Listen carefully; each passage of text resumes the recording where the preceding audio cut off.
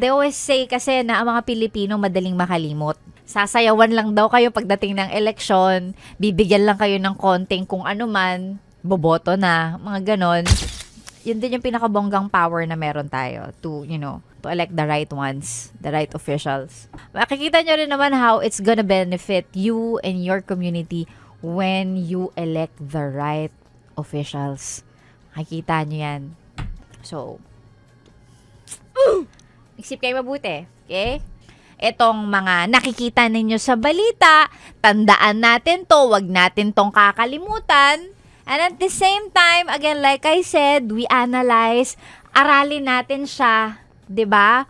Maging mapagmasid tayo, maging mapanuri tayo, no? We get the right information from the proper news outfits. We get information dun sa mga tama, sa mga valid, dun sa mga credible source of information.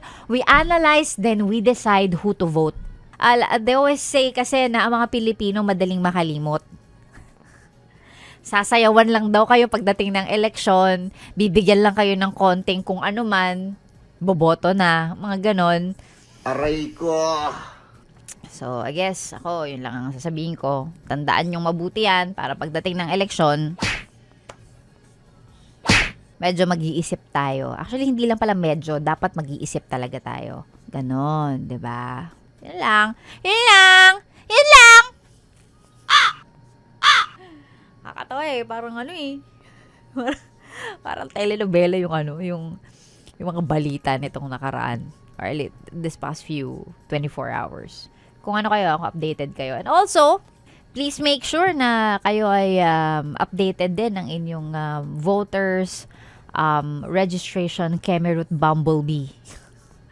Yung ano ninyo, yung your right to vote na nakapag-register kayo, ganyan. Ako hindi pa ako nakakapagpalit. Actually, alam ko, naabutan na ako ng deadline yata because hanggang kailan ba? Hanggang May 15 lang ata yun kung di ako nagkakamali. Maaabutan na ako hanggang this week pero ang target ko is yung presidential elections. At least dapat makapag-renew or makapag-ayos ako ng makapag-reactivate ako ng voting profile ko before mag next presidential elections because I believe that's very important.